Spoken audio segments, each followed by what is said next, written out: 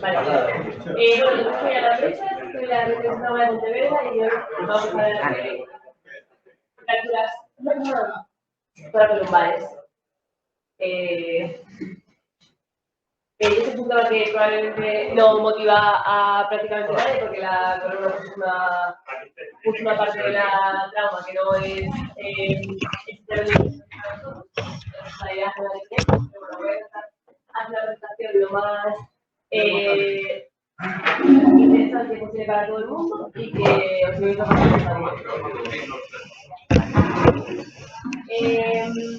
bueno, cuando hablamos de notas de columna lumbar,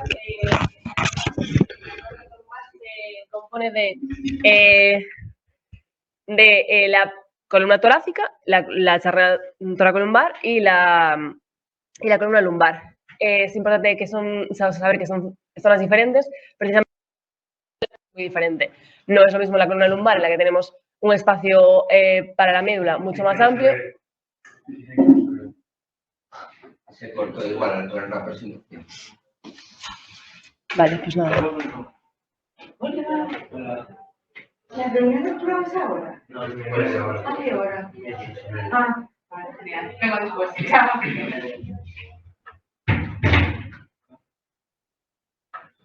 No estoy saliendo, ¿eh? Sí. Sí, escuchando. Vemos a vosotros. Está viendo la cama.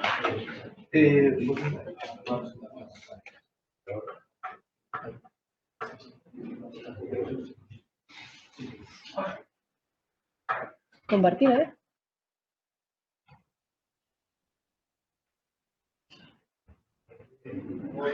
Mira, a ver si puedo. ¿Ahora?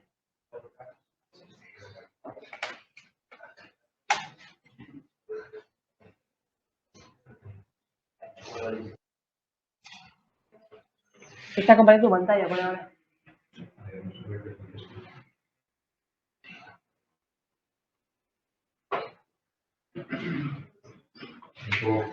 Pues no dejas. ¿Qué no?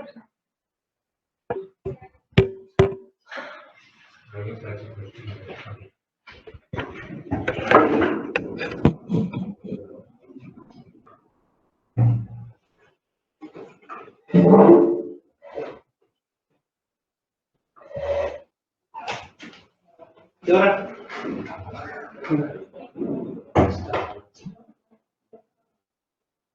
Ya está, ahora sí, vamos, dale. Bueno, pues lo que iba diciendo, que no es lo mismo la anatomía de la columna torácica que la de la columna lumbar, obviamente. Una columna torácica de las vértebras que tienen un canal medular mucho más pequeño, pues cualquier tipo de traumatismo a este nivel tiene mucho más riesgo de producir pues daños a nivel de la médula.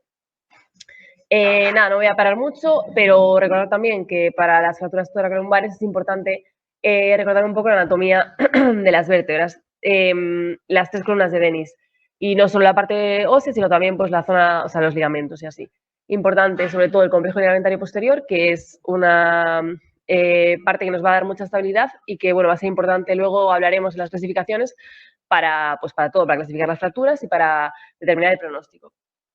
Epidemiología, las fracturas toracolumbares son fracturas típicas en pacientes jóvenes, sobre todo hombres, y secundarias a accidentes de alto impacto, como pueden ser accidentes de tráfico.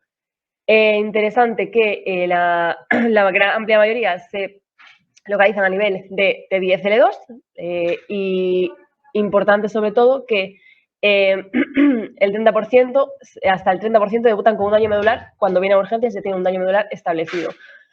Más importante todavía que de los que no tienen daño medular establecido cuando llegan a urgencias, casi el 45% lo desarrollan, con lo cual ya hablaremos después, pero es muy, muy importante esos pacientes tenerlos neurológicamente vigilados. En cuanto a las clasificaciones, hay muchísimas. En la pantalla aparecen las más importantes. Yo me voy a centrar en las dos últimas, vamos. La TRIX básicamente divide un poco las fracturas según tres ítems. Por un lado, la morfología de la fractura, que puede ser por compresión, estallido, traslación o distracción. Por otra parte, la integridad del complejo ligamentario posterior. Y por otra parte, el estado neurológico del paciente. En función pues, de si es un tipo u otro, va dando una puntuación de menos a más grave. se considera en general que fracturas que tengan una puntuación en total de menos de 3 son susceptibles de un tratamiento conservador, fracturas que tengan una puntuación de más de 5, pues tratamiento quirúrgico. Dando una vuelta a esto, aparece la clasificación de la AO, que asimismo también estudia un poco, o sea, clasifica en función de 3 ítems. Por un lado, el tipo de fractura, por otro lado, el estado neurológico y por otro lado, unos modificadores especiales del paciente que luego comentaré un poco. No voy a parar a hablar toda la clasificación porque es bastante coñazo, pero sí saber que pues, hay 3 tipos de fracturas en función de la morfología, que son fracturas por compresión, que son las tipo A, fracturas por distracción, las tipo B, y fracturas luxaciones, que son las tipo C, que las más frecuentes son las tipo A, las tipo A3 y las tipo A4, que serían los estallidos incompletos y completos, con afectación del muro posterior. Que no les avanza la presentación, está en la primera de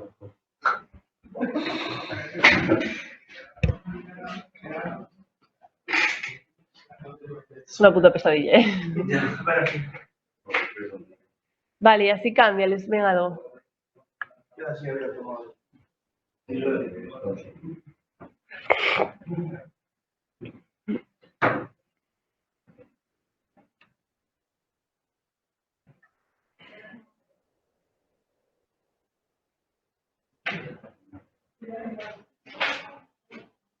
Ahora cambió, sí. Vale. Volvemos atrás entonces. No. Vale, eso, lo que venía diciendo. Fracturas por compresión, las siguientes fracturas por distracción, las tipo B. Cambiamos. Fracturas por distracción, la más frecuente es la fractura de chance, que sería la rotura transósea de la banda de tensión posterior y de todas y todo de la vértebra. Y luego la tipo B2 y la B3, que bueno, eso, siguiente. Y por último, las fracturas luxaciones, que bueno, son las más graves, obviamente, y que afectan todo, que tienen una luxación del cuerpo vertebral y eso. Siguiente. Vale, luego lo que hablábamos de los otros ítems que valora la clasificación. Por un lado, el neurológico, que también pues, clasifica de 0 a 4, y luego un grupo aparte que es el que no es examinable, pues porque el paciente viene a urgencias y pues está en un estado en el que tú no puedes saber el estado neurológico que tiene. Entonces clasifica de 0 a 4 en función de pues, si tiene un déficit transitorio, solo afectación de la raíz, un déficit completo o incompleto. Y luego unos modificadores específicos que pueden ser pues que tú no sabes exactamente cómo está la banda de tensión o que el paciente tenga comorbilidades tipo estenosis, o sea, que tenga patología previa de columna, como puede ser pues estenosis previa de canal o que tenga otro tipo de patología. Esta diapositiva la pongo solo en modo informativo, es para que nos demos cuenta de que ya solo por tener una fractura de ambos platillos y afectación del muro posterior, la mayoría se consideran, según esta clasificación, quirúrgicas. O sea, solo hay que ver, pues mira, la A4 ya tiene 5 puntos. Entonces, pues eso, que hay que estar al loro porque en realidad las fracturas A3 y A4 son bastante frecuentes. Entonces, pues eso. Lo que hablábamos antes de que es importante la exploración física. Es muy importante el examen neurológico, es importante la exploración física en todos los pacientes nuestros, pero en esos pacientes más. Entonces es importante realizar un examen neurológico, una escala ASIA, cuando entran por urgencias. Los trabajos hablan de que también a las 24 horas, pero la más importante es a las 72 horas, porque es la que muchas veces realmente es la más sensible. Porque el paciente pues, no tiene tanto dolor en general, no viene tanto en shock como cuando lo ves en urgencias, entonces pues es la más importante, se dice. Vale, en cuanto al diagnóstico, las pruebas de imagen, aparte de la exploración física, las pruebas de imagen son muy importantes. Es muy importante definir el patrón de la fractura, es decir, tenemos una fractura que implica ambos platillos o implica solo uno o qué tipo es, ¿no?, de la clasificación. Y aparte es muy importante también usar las pruebas de imagen, en general radiografías, se suele quedar bastante corta, de stacks o resonancias, para determinar qué grado de cifosis tiene la fractura, qué grado de acuñamiento provoca esta fractura y qué grado de estenosis provocan los fragmentos que pueda haber pues invadiendo un poco el canal. Entonces, lo que decíamos, a veces la radiografía te puede dar muchísima información, como es en este caso, pues que ves, pues mira, este es un chance que afecta a toda la vértebra, que tiene un aumento de la distancia interespinosa, los pedículos rotos, pues aquí se ve genial. Pero la práctica, o sea, la realidad es que en general con una radiografía no nos vale para nada. En cuanto al tratamiento, pues lo más importante en un primer momento es la estabilización. Es decir, son pacientes que en general no tienen solo una fractura vertebral, a veces sí, pero en muchos casos, al ser accidentes de tráfico, son pacientes que tienen más cosas. Entonces, lo primero va a ser estabilizar al paciente y luego, interesante saber que en las últimas guías americanas dicen que, bueno, que lo de los bolos, ya lo decían antes, pero bueno, yo cogí la última guía, pone eso, que los bolos de corticoides, de prednisona, cuando tenemos un daño medular establecido, que en verdad no tienen ningún tipo de utilidad, que los podemos seguir poniendo, pero que utilidad no tienen, o sea, por lo menos probada, vamos. Y eso es lo primero, estabilización. Y en segundo lugar, definir pues el tipo de fractura que tenemos, es para operar ya, y qué le vamos a hacer.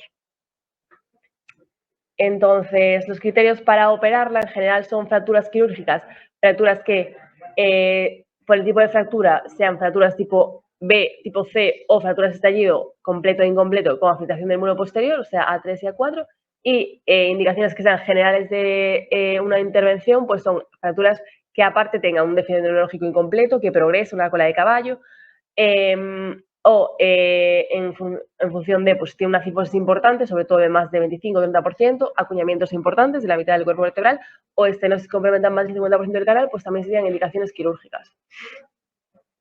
Siguiente. Y luego hay 1000 artículos que hablan, pues eso, de cuándo realmente podemos considerar que una fractura es urgente como para hacerla pues a las 24 horas o entre las 24 y las 72 horas. Pues son urgentes fracturas y luxaciones, obviamente que haya que reducirlas, y fracturas que sean fracturas tipo B, que además tengan una lesión medular incompleta o que vaya progresando. Vamos un poco de cajón, la verdad. Cuanto peor sea la fractura y si hay daño medular que sea sobre todo incompleto, pues hay que hacerlo antes, obviamente. El resto de fracturas se pueden diferir en principio.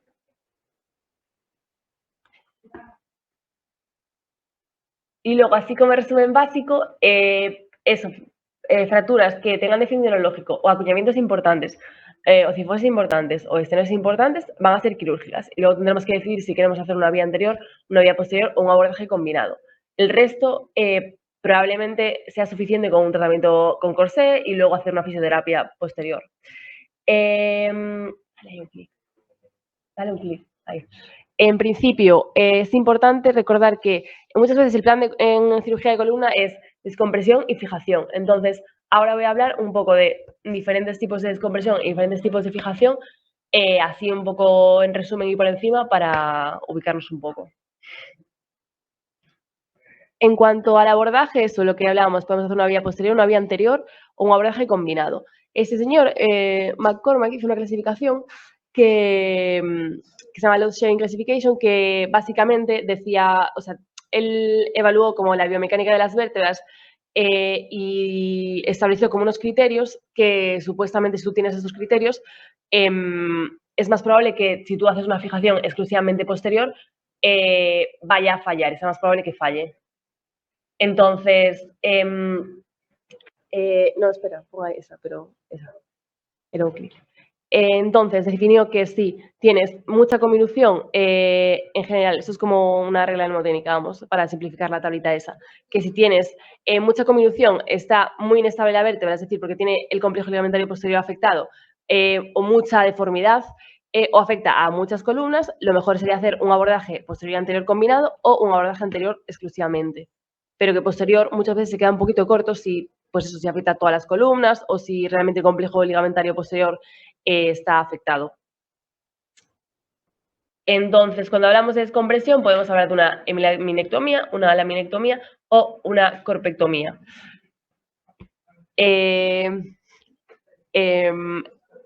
La descompresión la vamos a hacer abierta o endoscópica.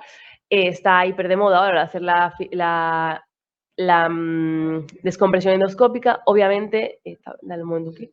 Obviamente tiene muchísimas ventajas, pues es una técnica muchísimo menos invasiva, y como todo lo que es así vía endoscópica o vía artroscopia, pues tiene las mismas ventajas, ¿no? Que es menos infección, en general menos tiempo quirúrgico cuando ya tienes mano y que respetas un poquito más la anatomía. Básicamente los problemas, aparte de que la curva de aprendizaje pues es súper, o sea, tienes que hacer muchas para poder llegar a hacerlo pues rápido y bien. El problema es que tú estás muy limitado, es decir, tienen que ser pacientes muy seleccionados en los que realmente pues tengas un espacio en el que tú puedas ir directamente. No pueden ser varias fracturas vertebrales o pacientes, por ejemplo, muy obesos, que es más complicado. Entonces tienen que ser muy seleccionados.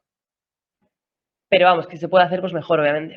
Aprovecho para recomendar este artículo, que es este año de 2023, que es de unos asiáticos que hablan un poco de eso, de su experiencia tratando fracturas de la columna torácica toracolumbares con una combinación de endoscopia más abordaje percutáneo luego para la fijación. Y bueno, ellos explican ahí un poco el procedimiento, cómo lo hacen ellos. Hay un montón de imágenes muy chulas y nada, está muy bien, yo lo recomiendo. Eso por un lado, la descompresión. Y luego la fijación, dos cosillas nada más.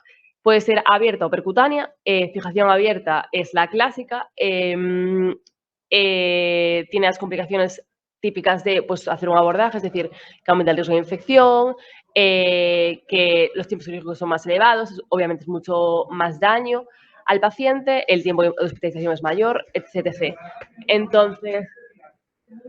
Entonces, siempre que se pueda hacer una fijación percutánea, pues sería lo ideal hacer una fijación percutánea. ¿Qué pasa? Que también tiene que cumplir unas ciertas características, el paciente y la fractura.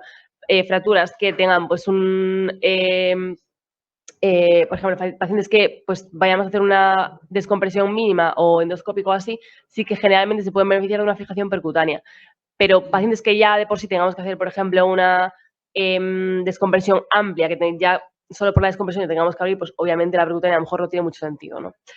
Y por otro lado, la fijación de segmento corto o segmento largo, en principio, segmento corto sería, para quien no lo sepa, pues eso, que sean instrumentar la vértebra y una por encima y una por abajo. El segmento largo sería más. Entonces, segmento corto estaría indicado cuando uno puedes instrumentar la vértebra, que no siempre es posible. Entonces, cuando la puedes instrumentar, pues por lo menos puedes hacerla, sabes que le puedes hacer. Si puedes hacer un segmento corto, mejor que un segmento largo, sobre todo en pacientes jóvenes, porque las ventajas de un segmento corto son que, aparte de que, bueno, es menos invasivo también, menos tiempo quirúrgico, menos sangrado y menos dolor, en pacientes jóvenes las desventajas no son tan importantes, ¿no? Que los fallos de implante están sobre todo relacionados con huesos de mala calidad, pues osteoporosis y así. En pacientes jóvenes eso no suele ser un problema, vamos. Y bueno, el único problema que tiene el segmento largo es que estás sacrificando realmente discos que están bien, porque estás fijando más discos de los que necesitas en realidad. Estás sacrificando discos que en realidad están bien por darle un poquito más de estabilidad. Entonces, si realmente tú crees que con un segmento corto te va a ser suficiente, obviamente es mucho mejor que hacer un segmento largo. Y nada, para llevar a casa, básicamente, las fracturas toracolumbares, eso, son relativamente frecuentes en chicos, sobre todo, de entre 30, 40, 50 años, por accidentes de tráfico o simplemente caídas de mucha altura, alto impacto. Hay muchas clasificaciones. La más importante es la AOTLIX, ahora mismo, en este momento, vamos, y que clasifica las fracturas en tres tipos, tipo A, tipo B y tipo C. Las tipo A, recordamos que son las fracturas por compresión, las más frecuentes son las A3 y A4, que son las fracturas por estallido completo e incompleto. Por otro lado, están las fracturas tipo B, recordamos la fractura de Chance, que es la más típica, y las tipo C, que son las fracturas de luxaciones, que son una urgencia real. Ambas clasificaciones, tanto la AO como la AOTLIX, como la ATLIX por sí solas, consideran que pacientes con una puntuación de más de 5 son pacientes quirúrgicos. Entonces, pues bueno, tendremos que planificar qué vamos a hacer con este paciente. Para el diagnóstico es importante, lo más importante de todo, la vigilancia neurológica. Cuando entra por la puerta de urgencias, a las 24 horas y a las 72 horas hacerle el ASIA. Y es importante también las pruebas de imagen, tanto la radiografía como la resonancia. En las pruebas de imagen buscaremos clasificar qué tipo de fractura tenemos y buscaremos asimismo ver si tiene mucho un acuñamiento importante, si tiene una cifosis importante o el grado de estenosis del canal. Son indicaciones de cirugía, fracturas con características quirúrgicas que serían A3, entre comillas, porque no siempre, A4, B y C, déficits neurológicos incompletos, progresivos o colas de caballo. Y he puesto ahí 50, bueno, pues 50 de acuñamiento, 50 de estenosis. No les cambiaron las últimas días.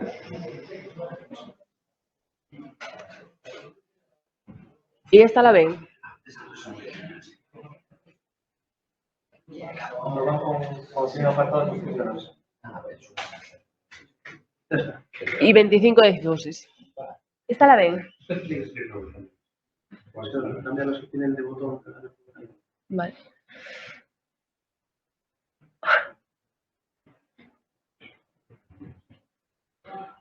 Y nada, el tratamiento, nada, recordar que entre el abordaje posterior y anterior, que si tiene mucha combinación, muchas columnas, mucho de todo, mejor un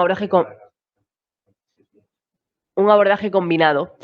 En cuanto a fijación, en cuanto a descompresión abierta o endoscópica, si podemos hacer una endoscópica porque nuestro paciente pues, está delgadito, o sea, lo sabemos hacer también, pues mejor que hagamos una endoscópica, que podemos acompañar de una fijación percutánea idealmente. En cuanto a fijación corta o larga, siempre que podamos una fijación corta, instrumentando la vértebra rota, pues es lo mejor en general para ahorrar un poco discos adyacentes. Si consideramos que una fijación corta va a ser suficiente por la calidad del hueso del paciente. Vale. Y ya está. Siento los problemas técnicos y nada, felicidades a todos que habéis acabado la residencia esta semana.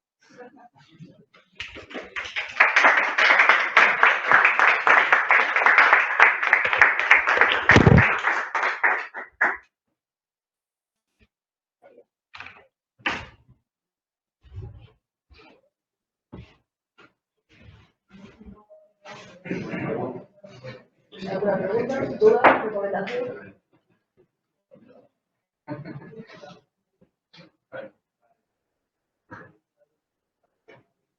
Es la resi eso.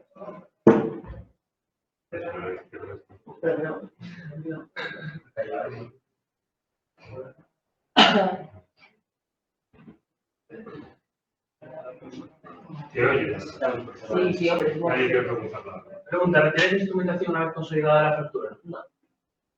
¿No? Normalmente no.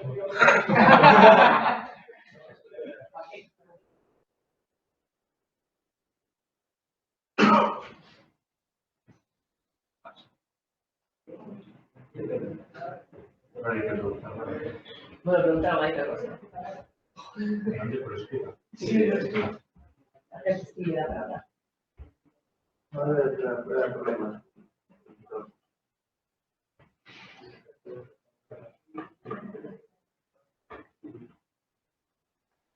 Se iba mejor el Meet que el De hecho, habitualmente hacemos artrodesis, de hecho. Habitualmente hacemos artrodesis. Claro. Sí, es abierto, sí, pero también no.